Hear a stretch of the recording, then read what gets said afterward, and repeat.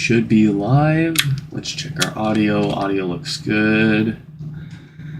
Video coming into YouTube, yes or no? Yes, awesome. Welcome back everybody to another live stream repair. It is early as... I almost said something, but YouTube's got that stupid rule where you gotta behave for the first minute.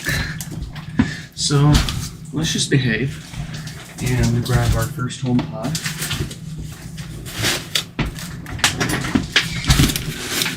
And yeah, normally we don't stream this early, but I am fairly far behind, and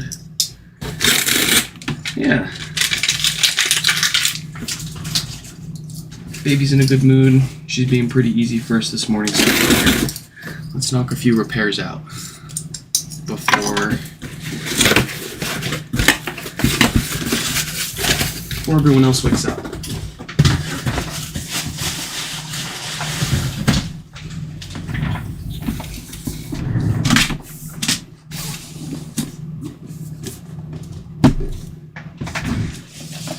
Okay, so here is our first home pod for repair today.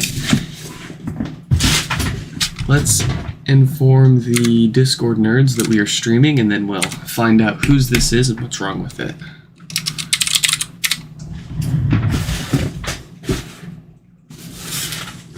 Alright, we've got a Juan from Texas.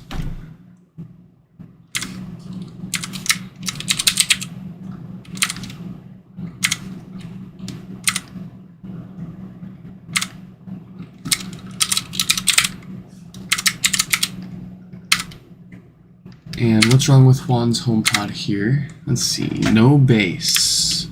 Ooh. Okay.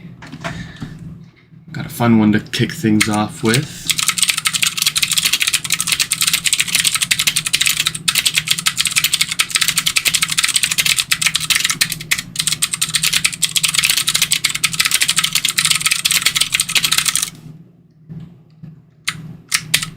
All right. Let's take a look at what's going on here.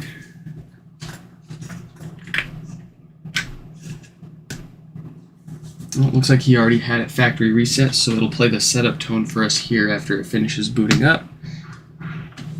Quick and easy way to check and see if the bass is working or not.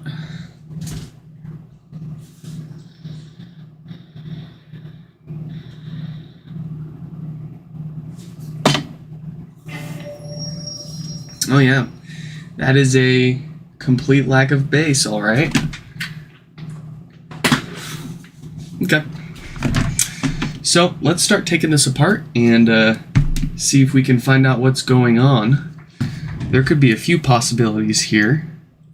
The most likely probably being something wrong on the amplifier board, like perhaps that capacitor that loves to fail on occasion. Maybe we have too much DC offset that over time took its toll on the subwoofer and finally killed it.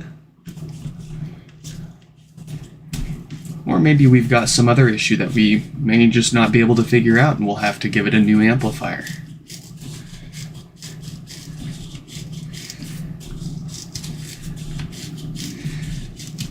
I do have a few pictures and examples up on my website, nixfix.com, under the common issues section. If you're trying to do your own bass repairs or you just want to see some different possibilities as to what could be causing their no bass issue here, check that out.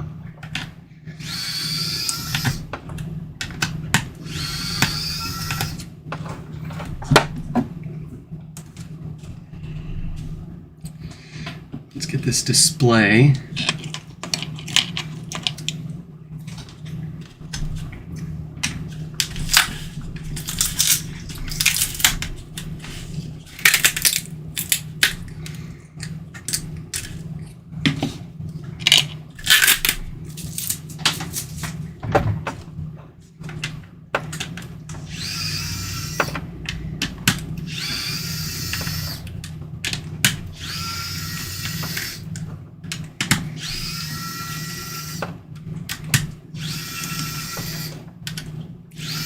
And we'll be able to tell before we even get the subwoofer out of this if the subwoofer speaker itself has died.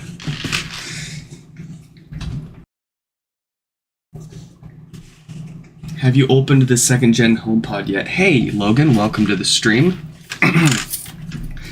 I've actually done a few live streams with the 2nd gen HomePod. If you head over to my channel, I should have a playlist specifically for the 2nd gen HomePod videos. Let me double check and make sure. Playlists. Oh, okay, it's under teardowns. Yeah, I've got 2 videos on the 2nd gen HomePod in my teardowns playlist.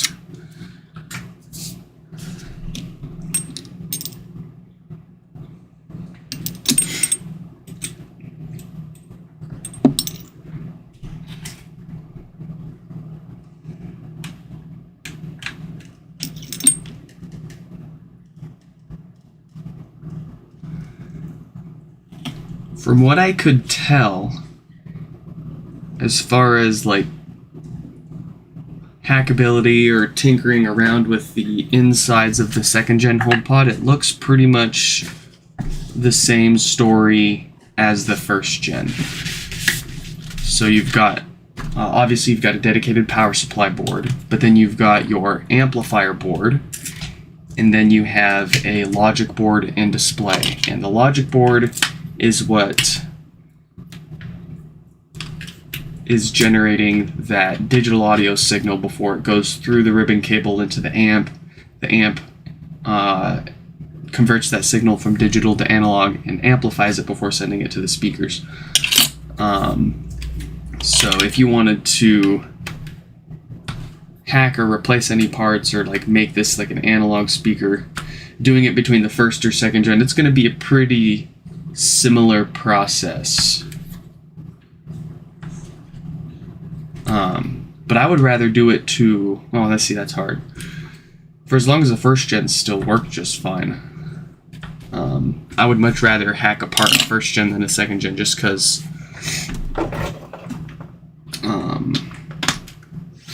the 2nd gens are, well, actually, I don't know. Because you could buy as many 2nd gens as you want right now, and the 1st gens aren't being made anymore, so.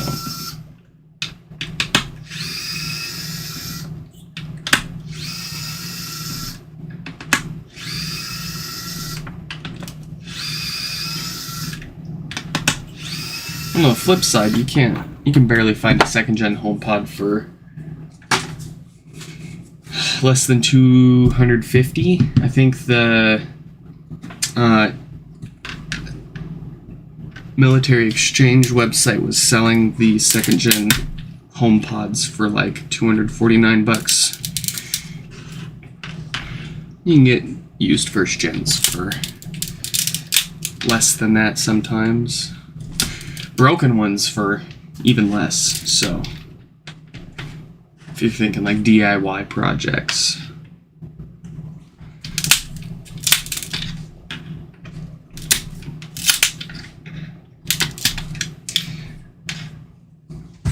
But at a glance, it doesn't look like there's no easy, obvious tinkering around with these things, aside from just ripping all the smart guts out and putting just straight analog speaker wire to all of the speakers. Okay, so we're going to see if the subwoofer's good just by pushing down on it here.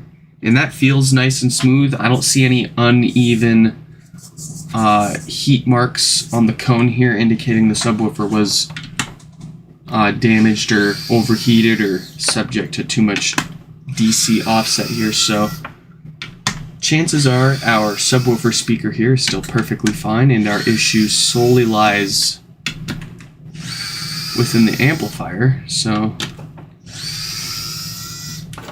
let's get this out.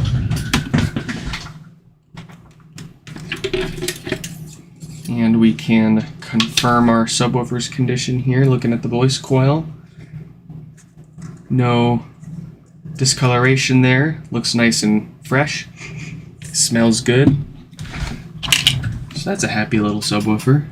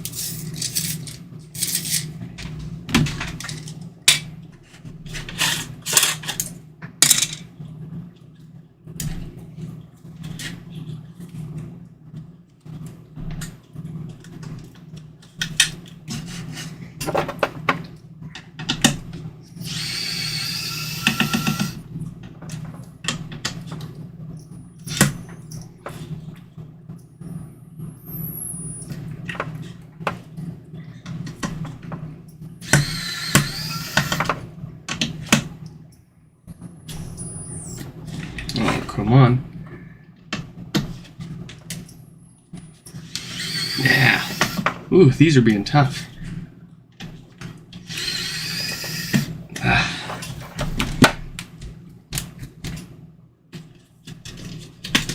Okay, power supply is out, so we've got one more part to take care of here. That is, of course, the amplifier. So let's pull that out.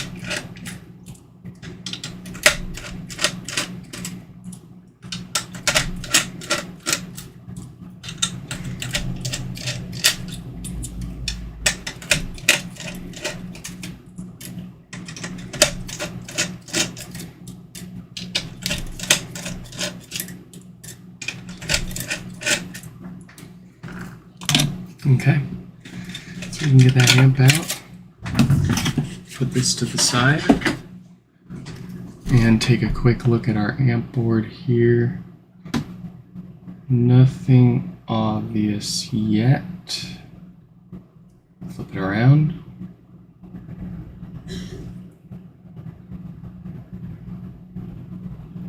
Everything on this side looks pretty good too.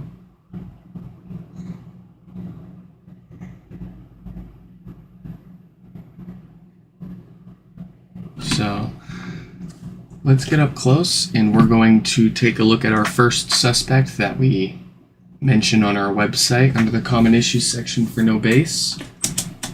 Typically it's this little black cap right here that likes to short out. So if we're lucky, that's all this is and it will be shorted out. So let's check our ground. That's good, that's what we expect. The other one should not. And yep, okay. So our cap here is good.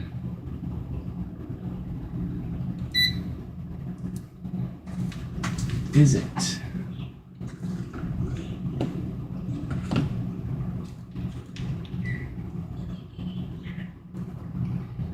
Yep, appears to be.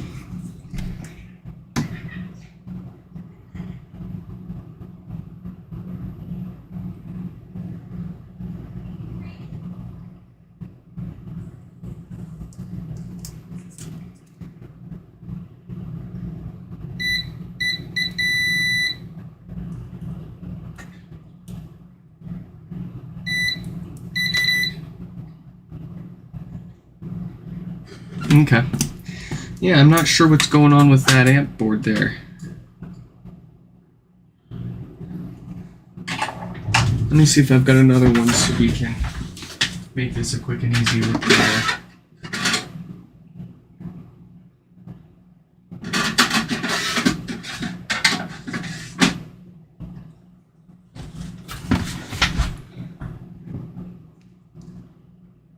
Yeah, here I've got another amplifier board that just has no power.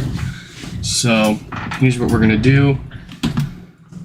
Since there isn't anything that we can find obviously wrong that's causing this to not have power, we're going to save it for later and swap their amplifier board with another one.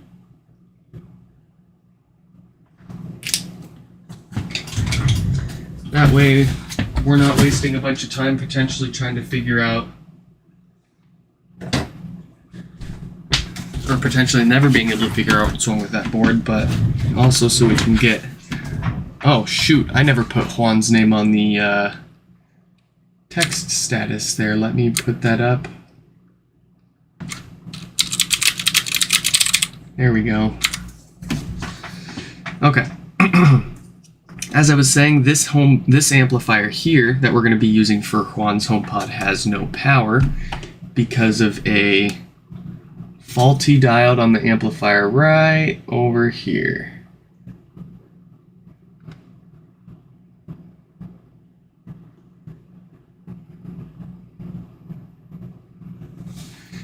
Let's just make sure that's the case. If my meter wants to cooperate today. I just have bad luck with multimeters. Alright, so yeah. This board in particular just needs a new diode to power on, so let's get that taken care of and see if we can get Juan some bass back.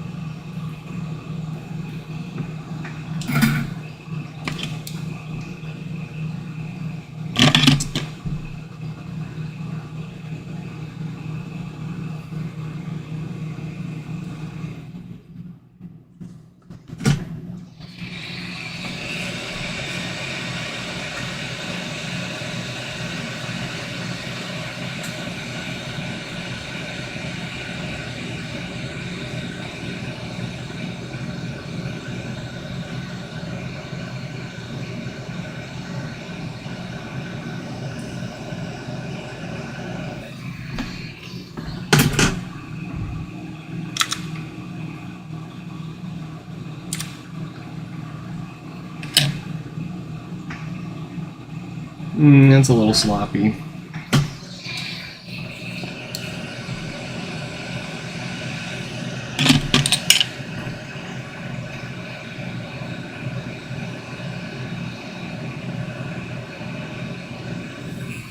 That's better.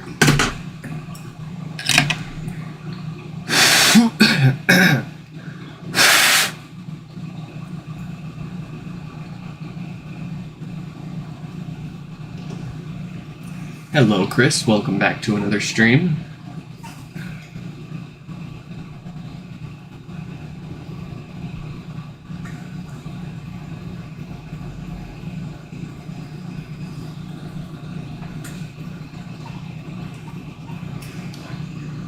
Okay, let's see if this board is good to go or if it needs any other work.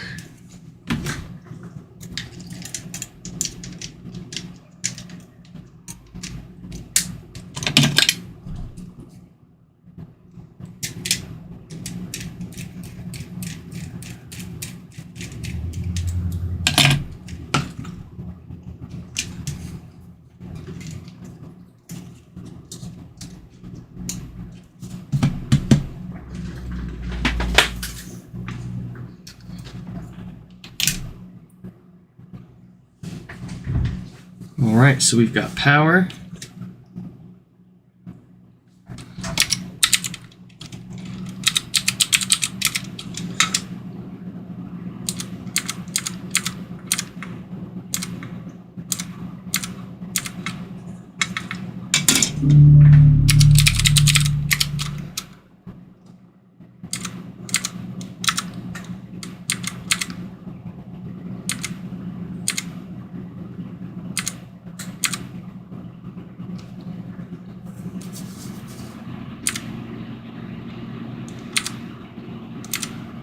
I'm working on my multimeter so we can see how much offset this has. There we go. Alright. Oh wait, gotta get it up on the stream for you guys. There we go. So our DC offset is excellent at less than 1 millivolt. Power's on just fine. We've got bass coming from our speaker there, so this one appears to be good to go. Let's get it put back together. One last final test with everything assembled. And then we'll see how many more we can fix up this morning.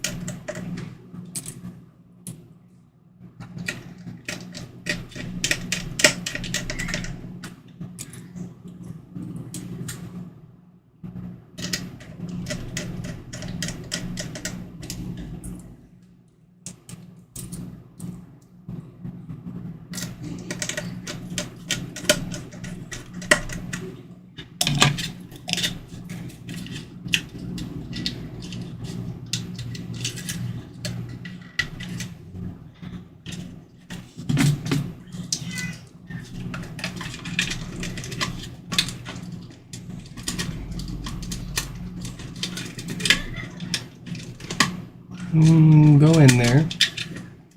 There we go.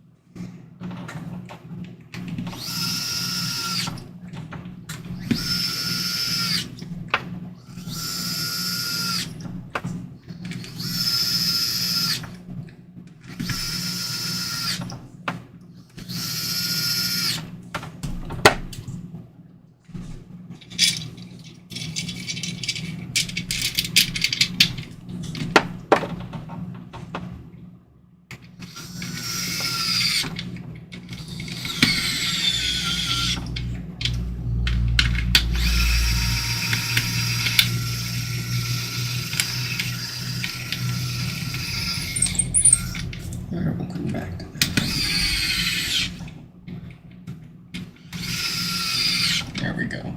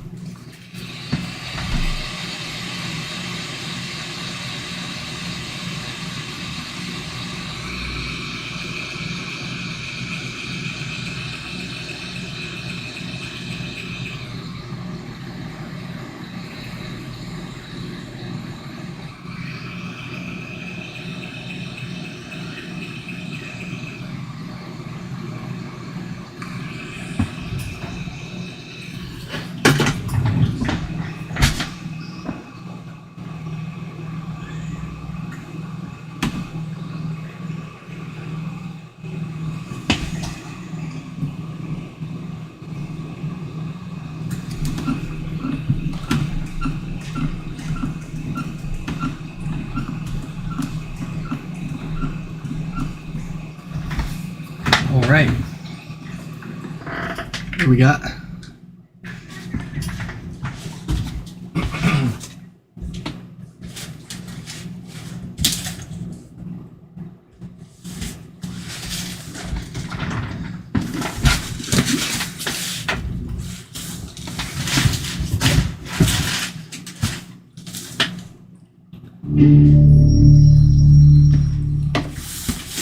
That sounds like beautiful bass to me.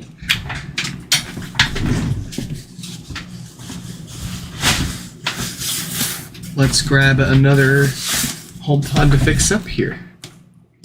We've got Nathan from over in California. Let's see what's wrong with theirs.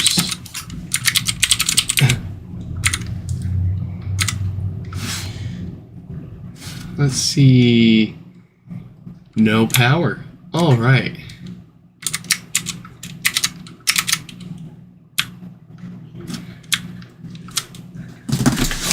Let's get theirs opened up. Oh yeah, let's get their name up on the screen here too.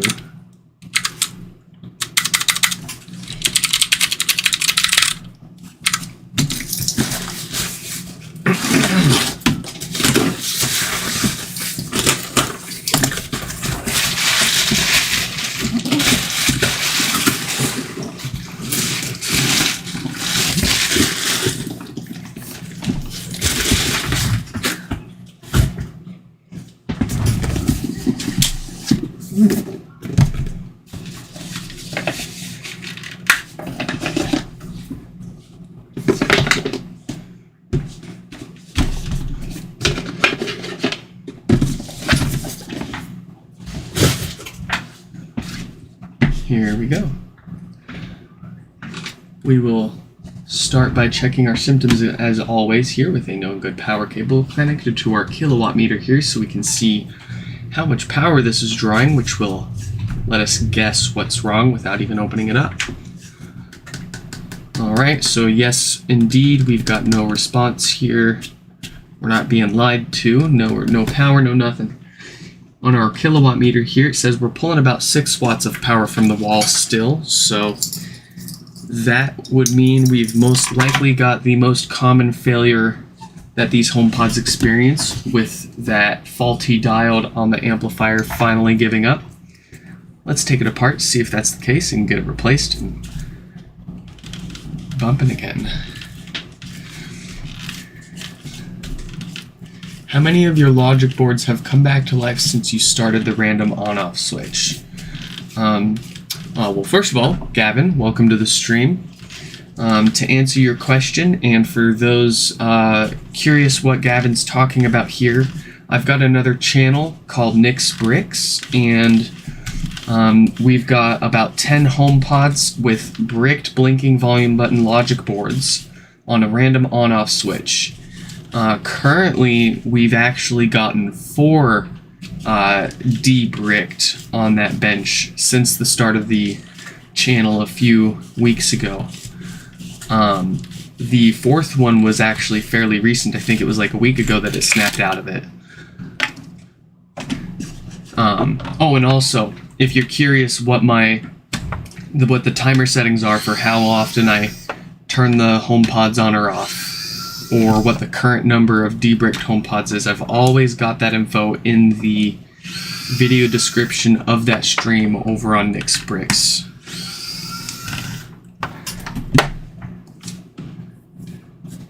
Nobody sells motherboards for OG HomePods. Yeah, sadly, nobody really sells parts for, like, any parts for these things. You get, like, the one-off random part on eBay sometimes, or like some goofball that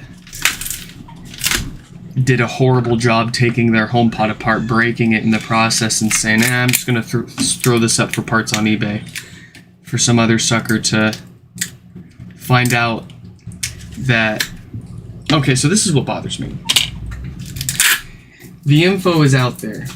Like, if it's got blinking volume buttons, it's most likely the logic board. So what I don't understand is why people go so far as to completely destroy their HomePod, taking it apart, for an issue we know we can't fix, And then when they find out, oh, I actually can't fix this just by taking it apart, they throw it up on eBay, and they neglect to mention the fact that they took it apart because it had blinking volume buttons. I know that's why you took it apart and then threw it up for sale when you couldn't fix it. You can't slide that stuff past me. So yeah, chances are, if you're looking on eBay for broken HomePods to buy, and it's already been taken apart, and the seller does not describe what the actual original problem was before it was taken apart, it's probably blinking volume buttons, and they gave up once they took it apart and realized they can't actually fix it.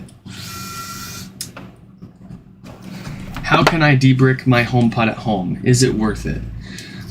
If you've got a smart switch outlet that you can set up an automation to turn your HomePod on and off a bunch of times every day, then hey, set that up, and it's hands off. You don't have to do anything. It just reboots itself in the background until one day you check on it and it'll have snapped out of it. Maybe. This still isn't, to me, I still don't feel like this random on-off thing is necessarily the way to fix them, or if it's even or if turning them on and off even has anything to do with fixing them. It could still be some other hardware issue, and restarting them a bunch of times may sometimes get you in a temporarily working state again before that hardware fails again. We just don't have enough confirmed working cases, time to test the ones that did work again yet. Damn it, Apple, just tell us what's going on and let us click the restore button.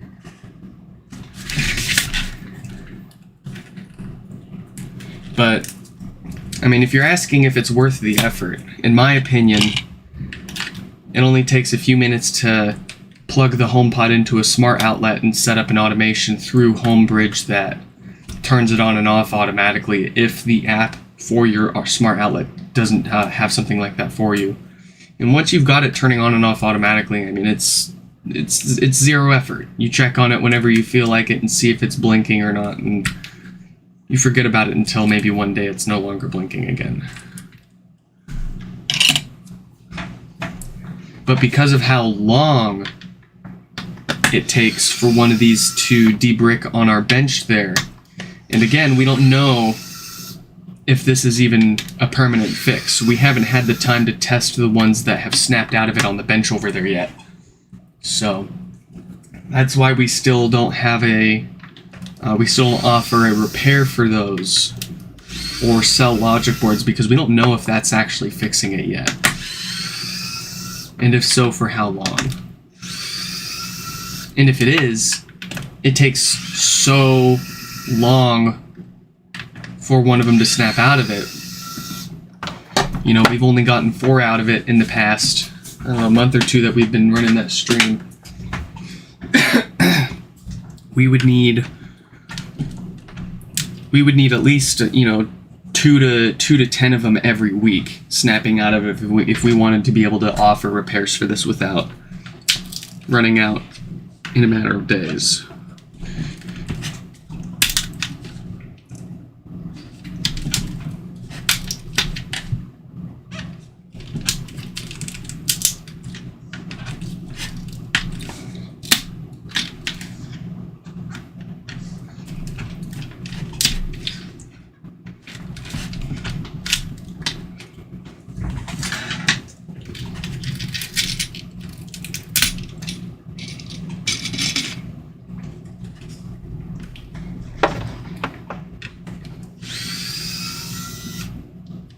Will the HomePod make a noise when it's unbricked? No. If it was set up before, if it was like already configured and set up when it bricked itself, it's just going to boot up like normal. And you won't know unless you're looking at it and you notice that it's on, but it's not blinking volume buttons anymore.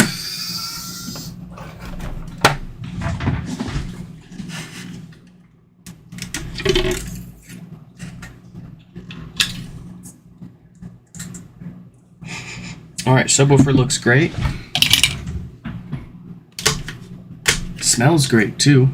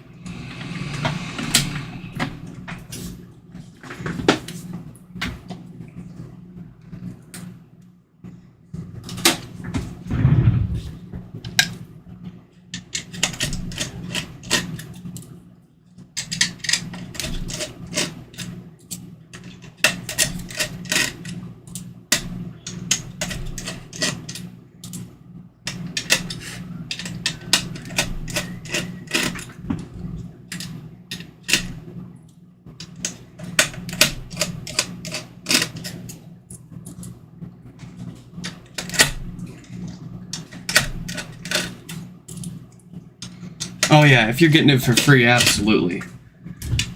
I wouldn't suggest going out and buying broken HomePods with this issue for the purpose of trying to debrick them. But if you're getting this thing for free or for the right price, oh, of course. That's a deal.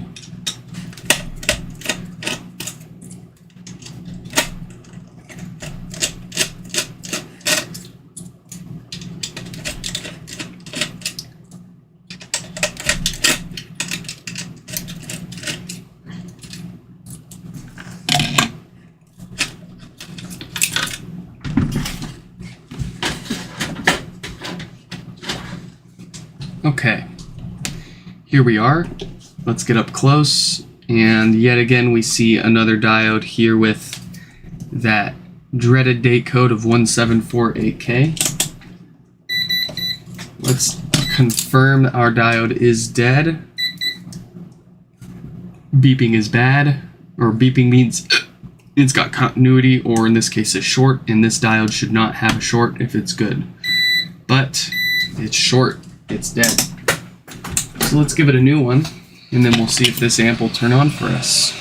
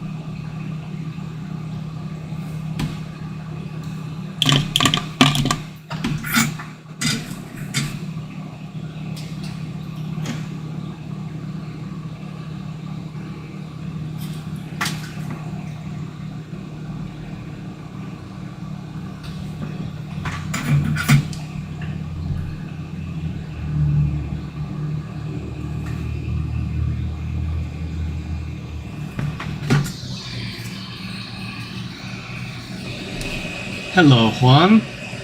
Welcome to the stream. They were asking, is it better to connect the HomePod to a surge protector or directly to the AC outlet? So, the no power issue here in particular has nothing to do with the power that you're getting into your HomePod. This most common no power issue is caused by a bad batch of these diodes floating around. So, they're going to fail regardless of what kind of power you're giving them and no matter how clean it is. That said, any valuable electronics, anything that you don't want to spend the money to replace in the event of a power surge in your home, you should put on a surge protector. A surge protector isn't going to prevent the majority of the problems that HomePods have, but in the event of a power surge, you don't want to lose your speaker amongst all the other things you've got plugged into your unprotected outlets. So, surge protect everything that you don't want to have to replace if it breaks. Simple as that.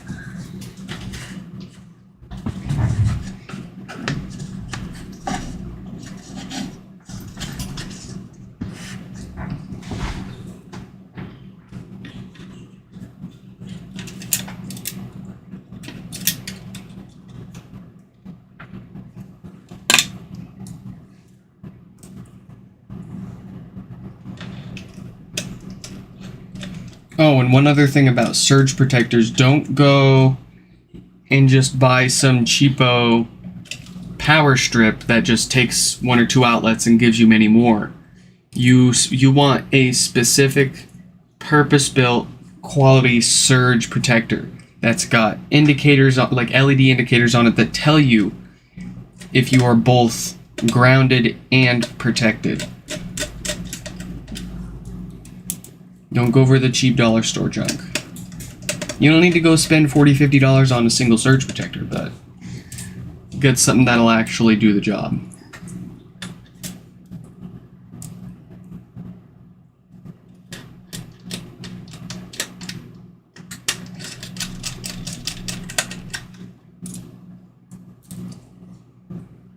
Oh, okay. So let's get that connected. Let's put a power supply in here and let's see if this thing works.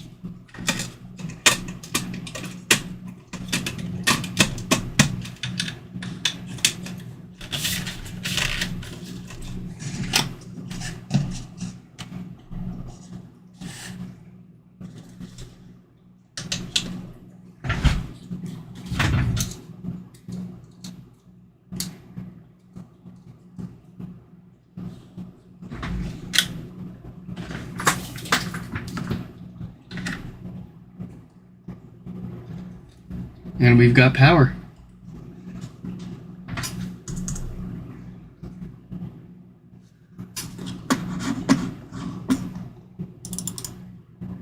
Hello, Martin. Welcome to another stream. Never heard of Panamax before. I'm looking that up now. Ooh, very nice.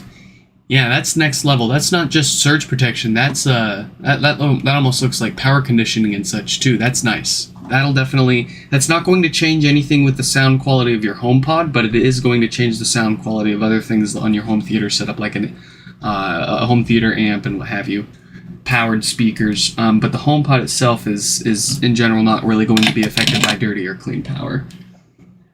All right, so we've got power, we've got good bass, we've got great offset there, significantly less than 50 millivolt target. So this one is looking fantastic and ready to finish put together.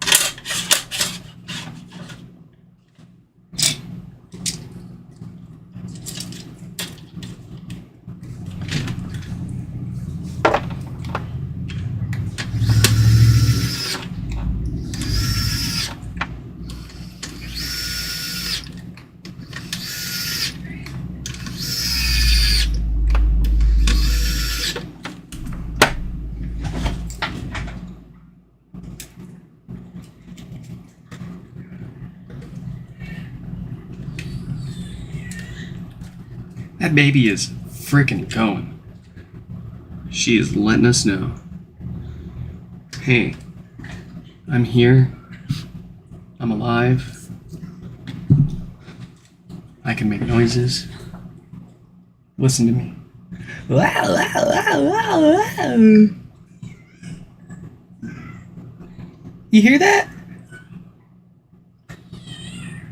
I'm not kidding. She's going.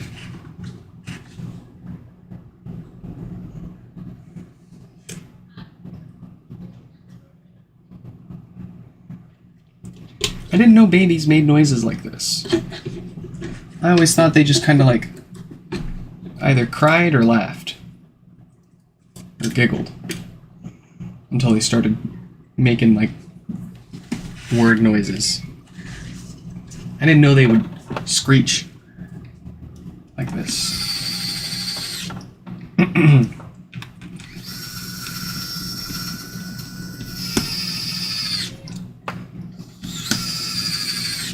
And these are happy screeches. She's happy.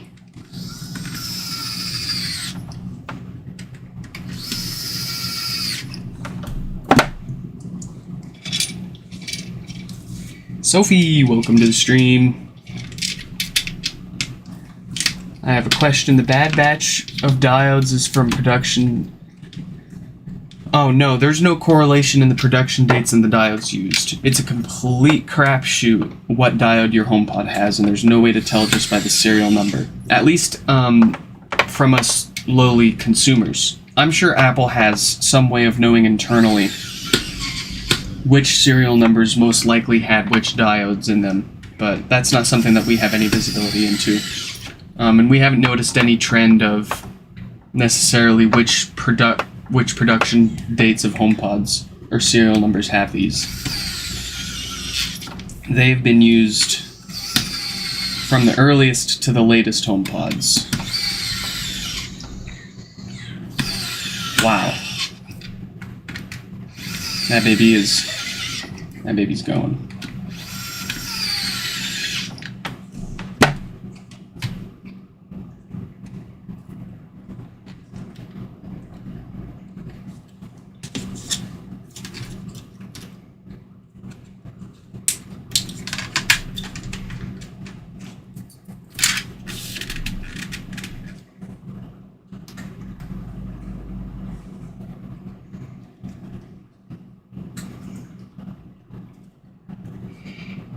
Yeah, the only correlation that we've been able to derive at all from this no power issue caused by the bad diodes is simply that the date codes 1746K and 1748K are the ones that consistently fail. Outside of that, we don't know.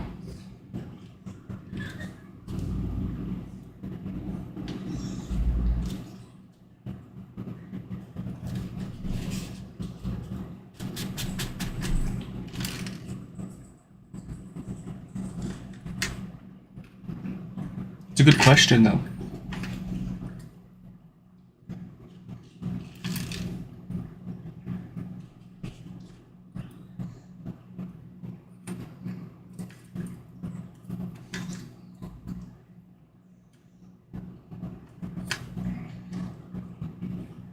A question that if we had the answer to would shine a lot of light on how big of a problem this is and how many people it really affected. It's hard to tell how many people this affected when realistically the majority of people you're going to talk to running this business are going to be the people with problems. And on top of that, you're just not going to hear much from the people that don't have problems. Wow.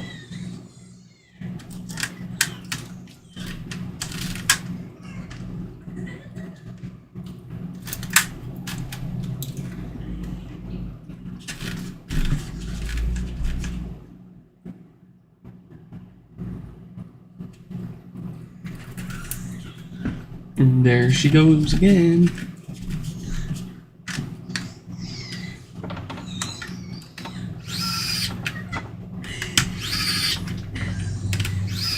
What did you give her? That little zebra. And she's trying to put it in her mouth, but the flat part, she keeps putting it above her lip and she makes that sound. And then when she gets it in her mouth, she lets out a really excited sound. Are you good for another hour? I've got 2 more. Yeah. If not, that's okay. Yeah, I should be. It's just my back's killing me. Like, I can't sit with her on the couch for too long. I Yeah. can't sit on the floor for too long. I can't stand with her for too long. I hate being disabled. It Yeah. sucks. Let me try to fix these Well, I've got more than the 2, but I just want to get... Because these have been in for a few days. No, it's okay. I'm trying. She sounds like she's doing just fine. Doing better than either of us.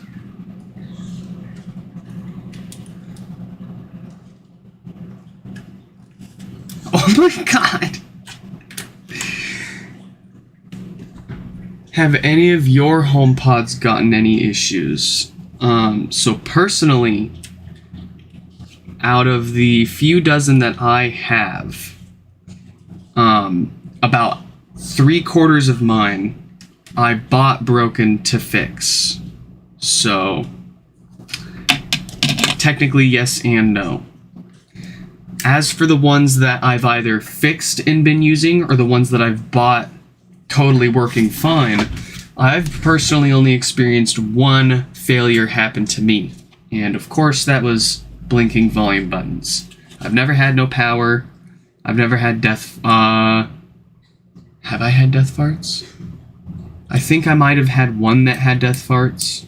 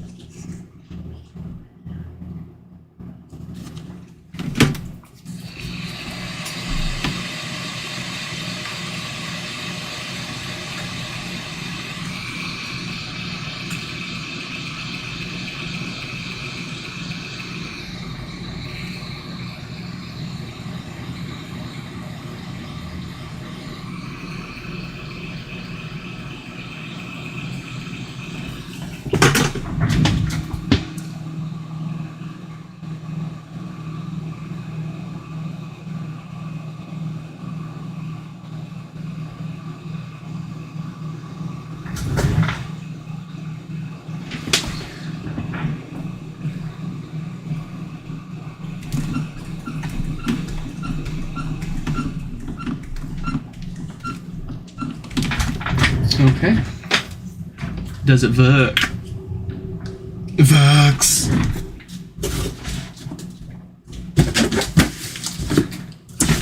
While that's booting up, let's grab the next one and get ready.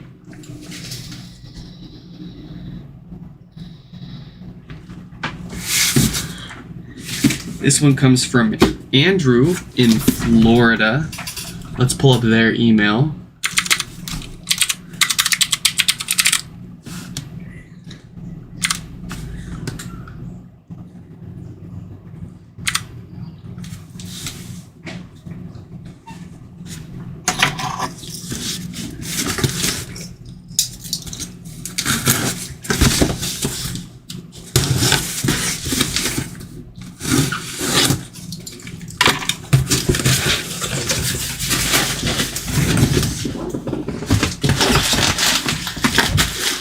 Having trouble connecting to the internet.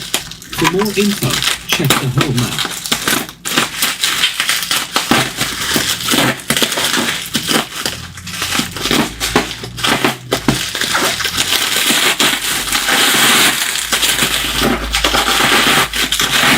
Wow. Very nicely packed, Andrew. Alright, so we've got power and sound. I'm having trouble connecting. Volume buttons light up nice and even? Yes, they do.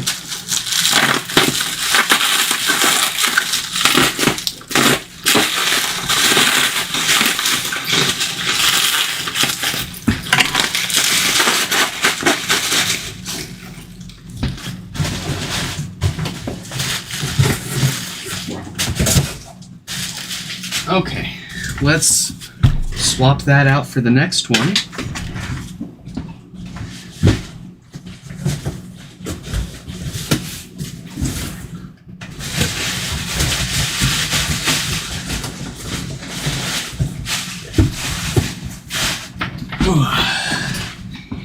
Here we've got Andrew with another no power.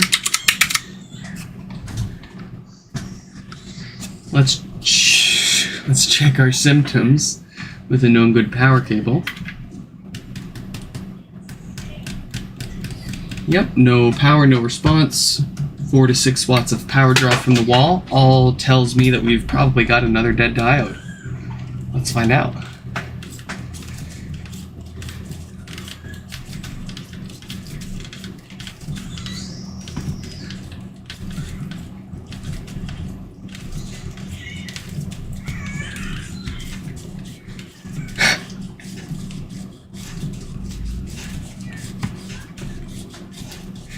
She's got energy. She got a lot of sleep.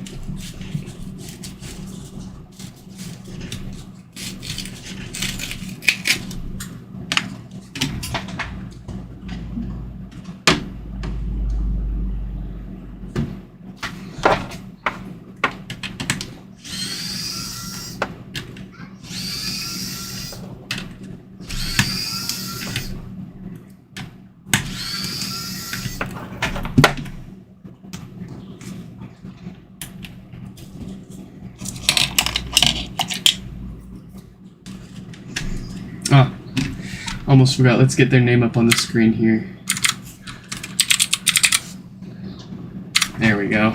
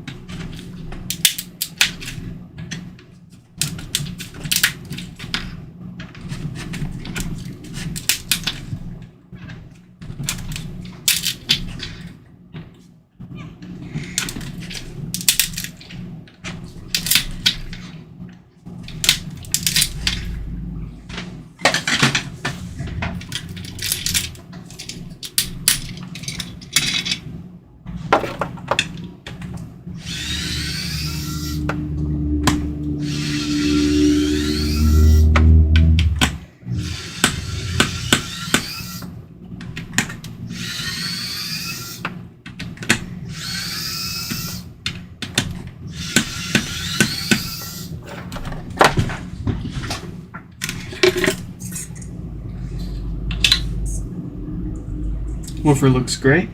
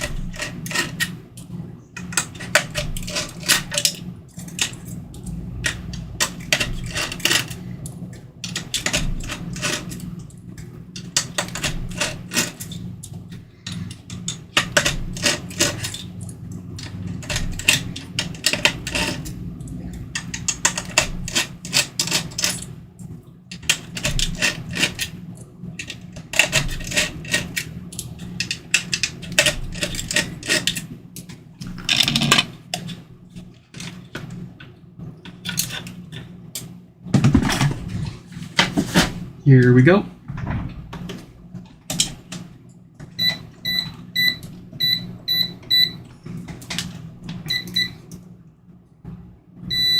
Yep, it's dead. Dead diode.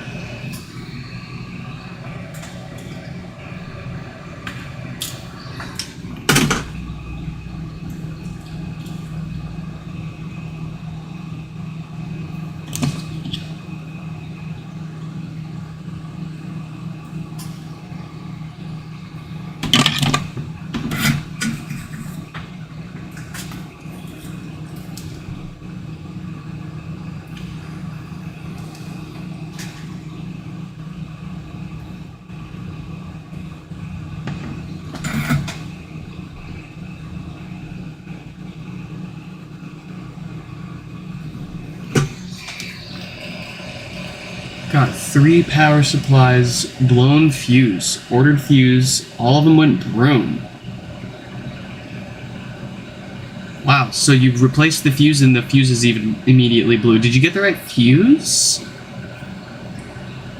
That's interesting. I have not seen that. I'm also curious if you have, do you use 220 volt instead of 110?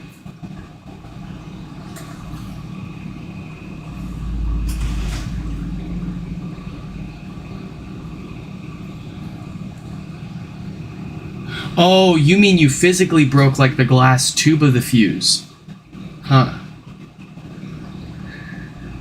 I thought you meant like you replaced the fuse and they electrically blew up as soon as you plugged them back in again. Yeah, they are made, well, obviously glass or ceramic.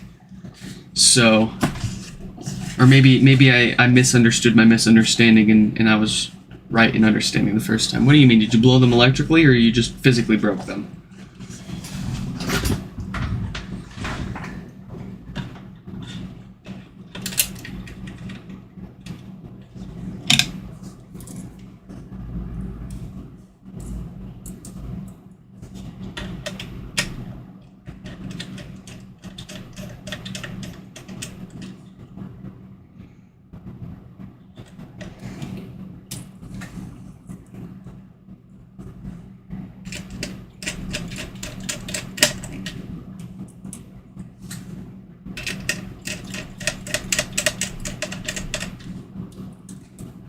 Okay.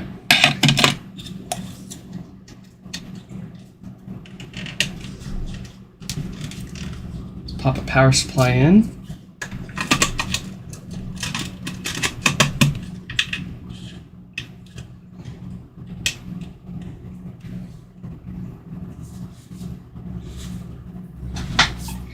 Yeah, there must be some serious short going on if it's popping the fuse.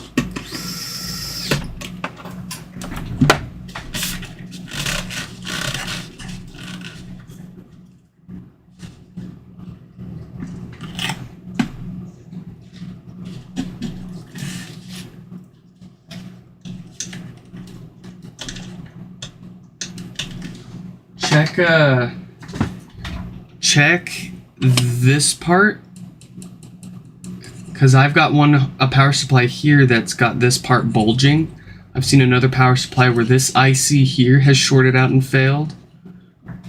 Just look for any of these parts on here that may be like bulging slightly or looks like they ran really hot.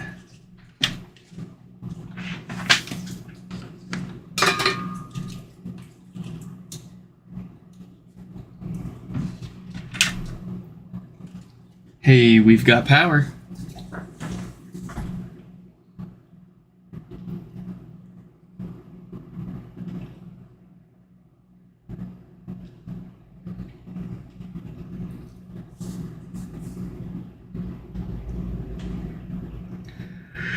Give me that bass. Yes. Another excellent offset. No power issues or sound issues. Which means we can put this one back together.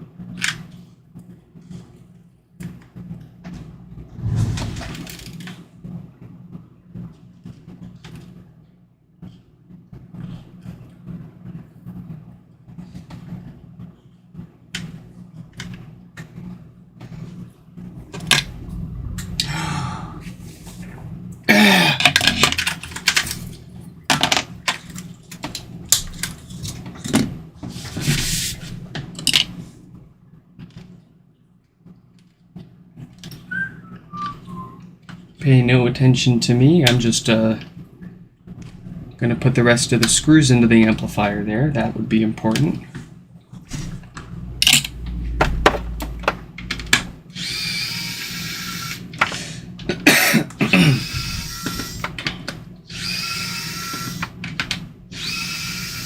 This is why it's nice to have project mats like this with your screws all laid out, so that way You notice sooner than later if you forgot to put anything back in.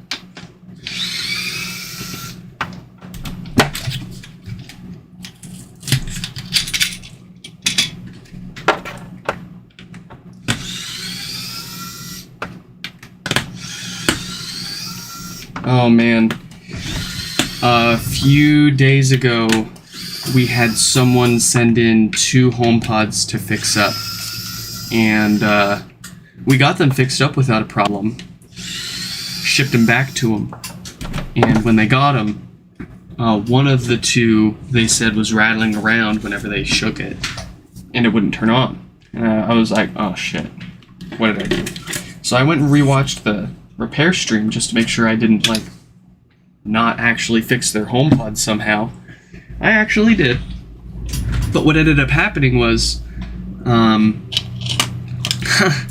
I forgot to tighten the screws for the power supply. I had them physically in place, but I forgot to tighten them down. And here's the thing. Before I ship these back to people, just to make sure I don't have anything loose or missing, I'll give them a good shake, just to make sure. And what probably happened was the screws probably got sucked right up into the subwoofer magnet. So when I shook it around, I didn't hear anything. But it wasn't enough to shake the power supply loose. Fast forward to me packing it and shipping it and it getting bounced around by UPS before it makes it to the customer. And that's enough to shake the power supply loose. So when they get it, it no longer powers on. Thankfully, they actually just took the initiative to just take it apart themselves, and that's what they found. And when I rewatched the repair stream again, sure enough, I saw that I neglected to tighten down those screws for the power supply. But at the end of the day, all he had to do was just plug the power supply back in, tighten everything up, and his first attempt with it all back together, he got it powering on, but it was making nasty noises whenever the bass hit. So I told him, I was like, it's probably, when you were putting it back together, you probably missed a gasket or something. And sure enough, he put the subwoofer gasket in the wrong spot and put it back together again, and all working nice and fancy. So that was kind of embarrassing, but you can't expect to fix so many of these and not make a single mistake along the way.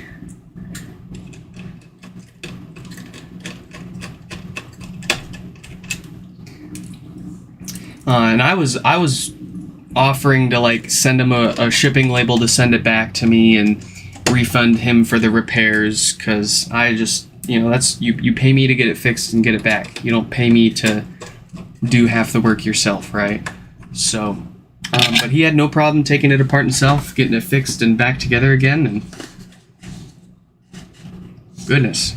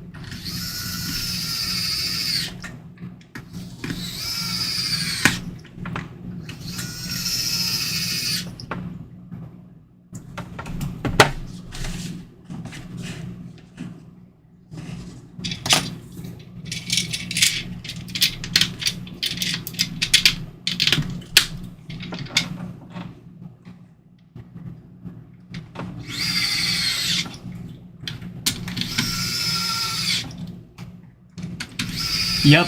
No, you were spot on, Martin.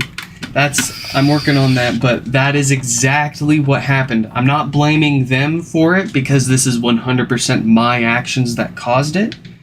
But when I was putting it back together, they had asked me to elaborate on DC offset, and I'd gotten distracted showing them the parts on the bench and explaining all of that while I was putting it together, I totally forgot to screw the power supply back down. That also in combination with, you may have noticed recently for a handful of the repairs, when we're testing the repair, instead of testing the parts bare on the bench, we start putting it back together halfway and then testing it. So I was still kind of getting used to that.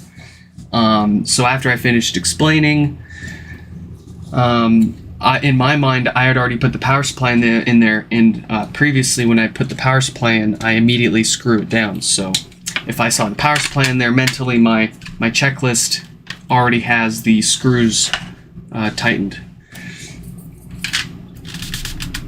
I'm just glad that nothing actually broke, and we didn't have to waste their time and my money shipping it back and forth again.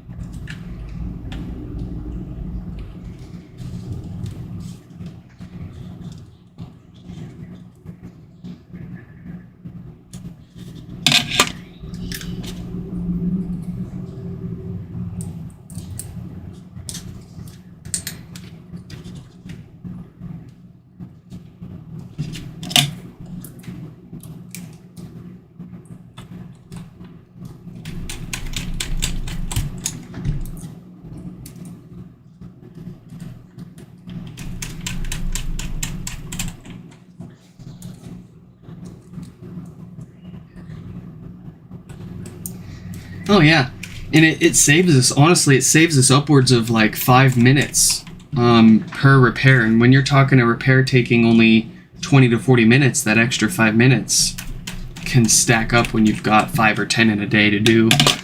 That's squeezing out a couple extra repairs potentially. You magnetized your ES15 bit. Oh man, see, I wish I could get mine to do that. I'm just going to stuff a stronger magnet in mine, but I've left this thing sitting on like subwoofer magnets and neodymium magnets, and I cannot get it to magnetize enough for the majority of my screws. So, lucky you. I'm jealous.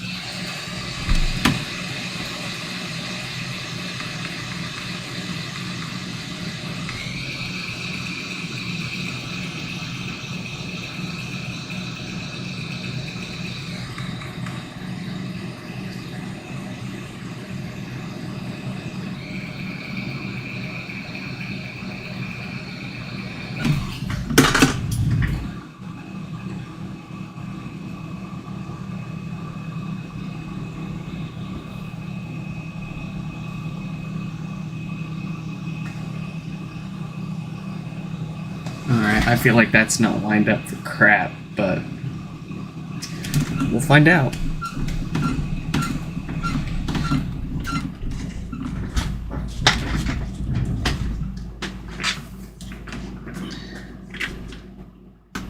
We've got power.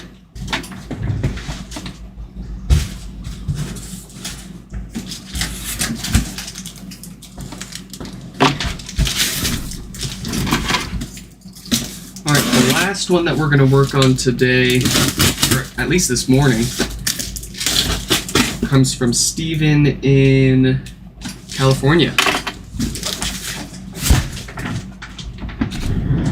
I'm having trouble connecting to the Very good. I'm having trouble. Oh, cool, nice. Volume buttons light up nice and even. Excellent.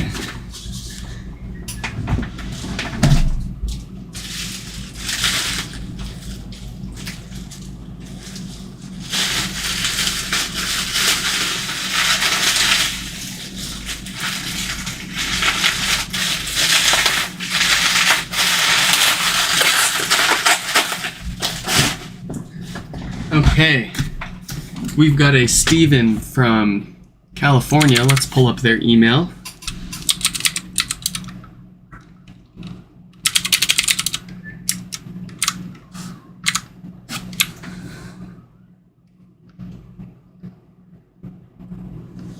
Let's see. So we've got a HomePod from Steve here with death farts. Okay.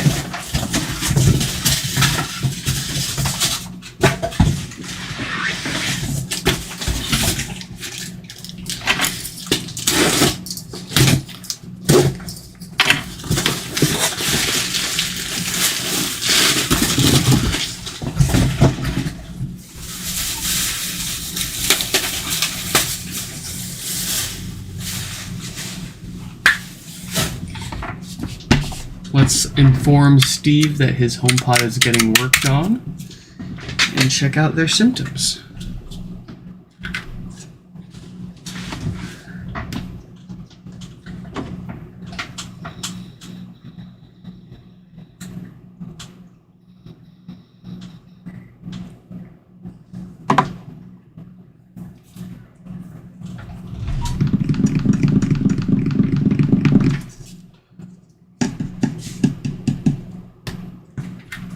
Woohoo! That's nasty. Let's get their name up on the screen and we'll start their repairs.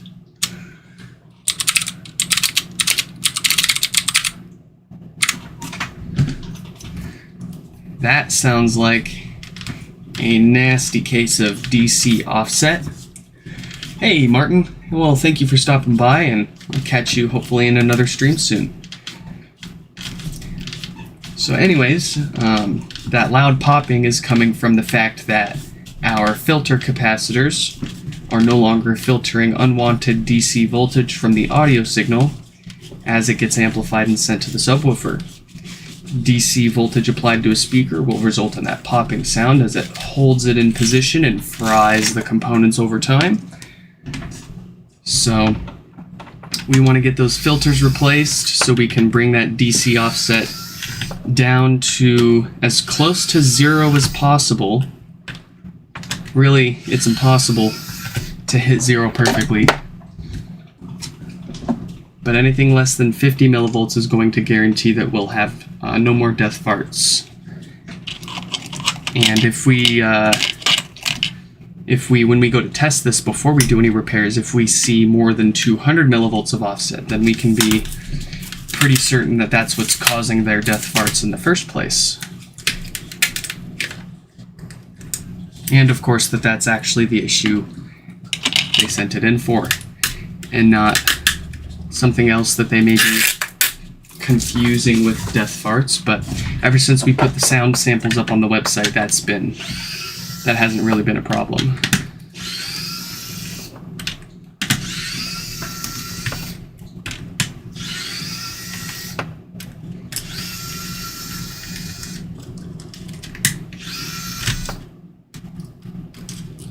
Martin's guessing 500. I'm going to guess 600. I'm going to guess 666. Hey, this is my last one. I should be done in like 20, 30 minutes.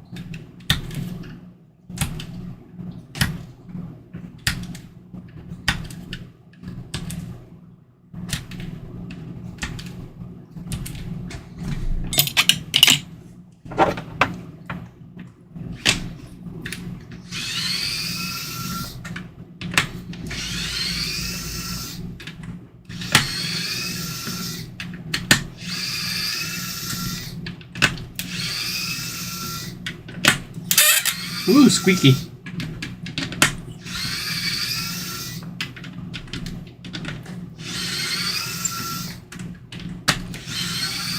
Okay, slightly new plan. Since it seems like I'm running out of time here, we're gonna just confirm the issue on this HomePod, where we probably won't have time to actually fix it, but we'll at least be able to get this taken apart and see what we'll need to do.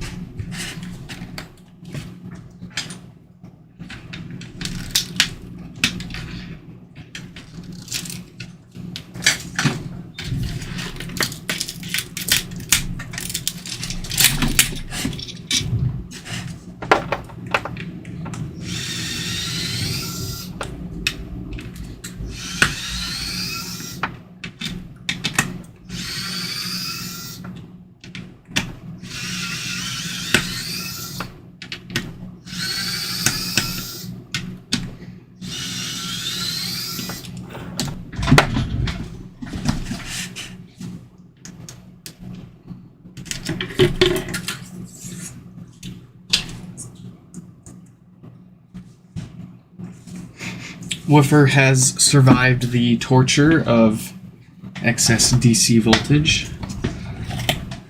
That's good to see. We don't need to replace their woofer.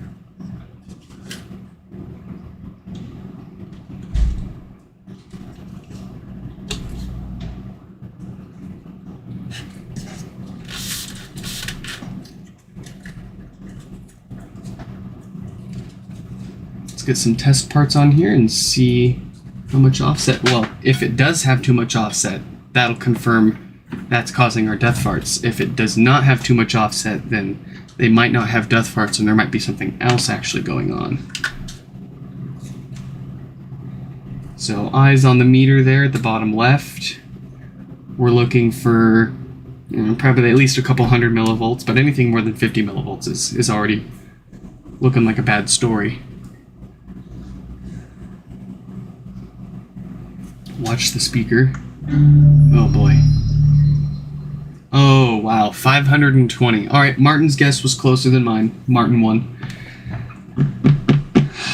Alright, so that is confirming for us we've got bad filters on the amp causing death farts. If we leave this alone as they warm up to operating temperature, that number is going to continue growing until it passes the amplifier's threshold and it forces that death fart and restart behavior. So that's all that we've got time for here and now. We know what needs to be done with this, but we're going to go ahead and fix it up later today or tomorrow. If you guys have any questions on doing your own repairs or sending yours in to be fixed for you here on the channel, check out the website nixfix.com, where I've got most everything you'll be looking for, and if not, feel free to leave a comment down below or shoot me an email. in any case, I hope you all enjoyed this early morning live stream repair, and I'll